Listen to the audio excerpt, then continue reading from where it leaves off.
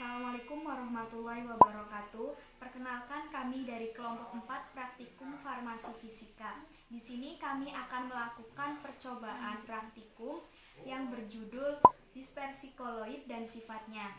Nah, koloid itu memiliki beberapa sifat. Di sini kami mengambil efek Tyndall. Sebelumnya, perkenalkan, nama saya Indri Soliha. Perkenalkan, nama saya Imelia Erika Laurins. Perkenalkan, nama saya Itza Rifani. Perkenalkan, nama saya Ismatul Maula. Dan perkenalkan, nama saya Janatul Umroh. Pada percobaan kali ini yang berjudul dispersi koloidal dan sifatnya, dengan tujuan agar mahasiswa dapat mengerti gambaran mengenai sifat-sifat larutan koloidal dan mengenal penggolongan larutan koloidal. Pengertian dari koloid yaitu sistem dispersi. Sistem dispersi merupakan suatu sistem yang menunjukkan bahwa suatu zat terbagi halus dalam zat lain berdasarkan percobaan ukuran yang didispersikan. Sistem dispersi dibagi atas dispersi halus, dispersi kasar, dan dispersi molekuler. Zat yang digunakan untuk mendispersikan disebut fase pendispersi. Sifat-sifat dari koloid, yang pertama ada efek Tyndall, yang kedua ada gerak Brown, yang ketiga ada adsorpsi, dan yang terakhir ada koagulasi. Contoh-contoh dari koloid meliputi fase terdispersi dan fase pendispersi.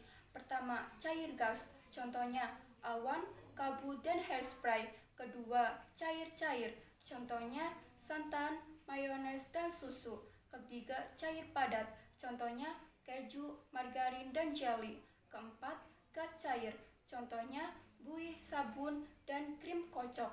Kelima, gas padat, contohnya batu apung, styrofoam, dan karet busa. Keenam, padat-padat, contohnya lumpur dan tanah. Ketujuh, padat gas, contohnya debu. Kedelapan, padat cair, contohnya tinta, cat, dan pasta gigi.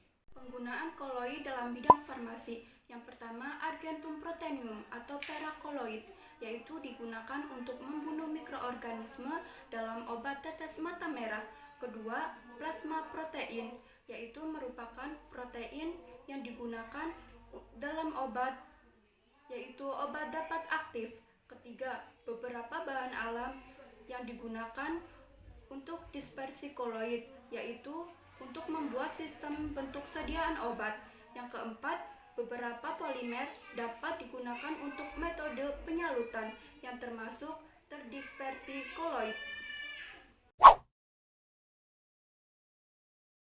Adapun alat-alat yang digunakan pada praktikum kali ini yaitu ada sendok, laser, gelas 1, gelas 2, gelas 3, gelas 4, dan gelas 5. Sedangkan bahan-bahan yang dibutuhkan ada gula, kopi, tanah, santan, susu kental manis, dan air.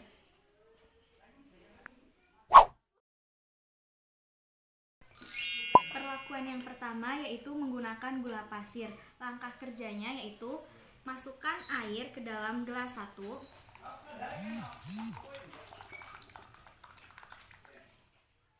kemudian masukkan gula 1 sendok ke dalam gelas. Aduk sampai homogen. Kemudian diamati terlihat stabil dan tidak ada endapan, sehingga dinamakan homogen atau larutan sejati, karena terdispersi larut menjadi satu fase. Kemudian diamati menggunakan cahaya laser. Nah, dapat dilihat bahwa cahaya dari laser dapat menembus ke tempat lain. Ini dinamakan larutan sejati atau homogen. Perlakuan yang kedua dengan menggunakan tanah. Langkah kerjanya yaitu dengan memasukkan air ke dalam gelas, kemudian masukkan tanah yang telah disiapkan,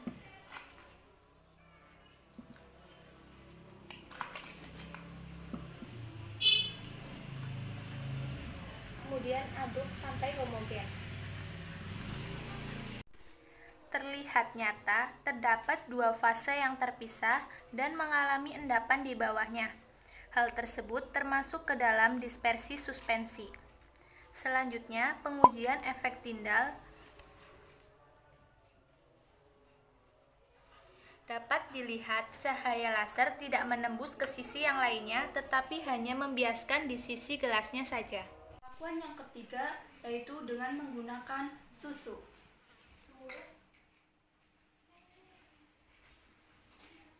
Yang pertama, masukkan air putih ke dalam gelas. Kemudian, masukkan susu.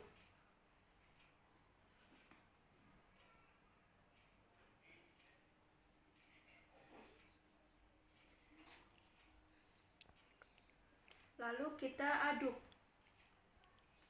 Aduk homogen. Pada larutan susu terlihat stabil dan terlihat satu fase, padahal pada awalnya terlihat dua fase dan dapat dipisahkan dengan pemanasan atau pendinginan. Selanjutnya, pengujian efek Tyndall. Dapat dilihat cahaya terhambur jika melewati cairan sistem koloid. Perlakuan yang keempat yaitu dengan menggunakan santen kara. Langkah kerjanya yaitu siapkan alat dan bahan, masukkan air ke dalam gelas,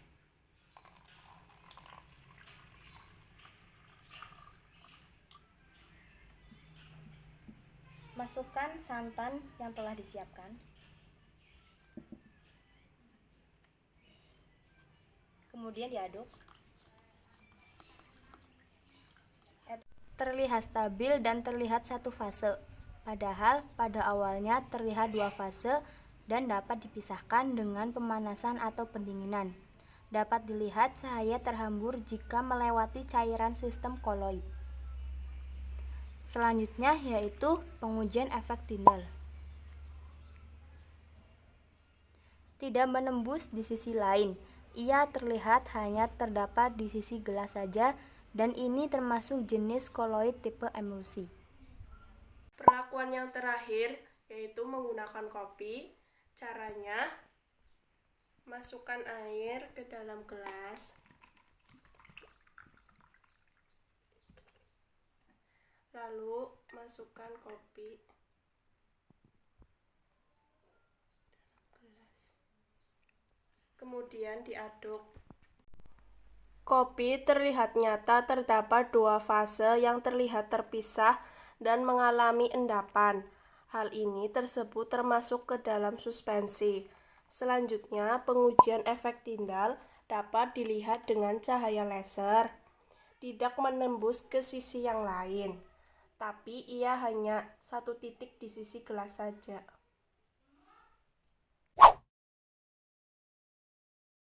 Hasil yang diperoleh dapat disimpulkan bahwa yang pertama, koloid merupakan sistem dispersi. Sistem dispersi merupakan suatu sistem yang menunjukkan bahwa suatu larutan terbagi halus dalam suatu larutan lain. Yang kedua, sifat-sifat koloid ada 4. Yang pertama, gerak Brown. Yang kedua, efek Tyndall. Yang ketiga, koagulasi. Dan yang keempat, absorpsi. Yang ketiga yaitu larutan gula tidak mengalami efek Tyndall. Yang keempat, larutan tanah mengalami efek Tyndall. Kelima, larutan susu mengalami efek Tyndall. Yang keenam, larutan santan termasuk efek Tyndall. Yang ketujuh, kopi termasuk efek Tyndall. Demikian praktikum yang dapat kami lakukan, kurang lebihnya mohon maaf, semoga bermanfaat. Wabillahi taufiq wal hidayah. Wassalamualaikum warahmatullahi wabarakatuh.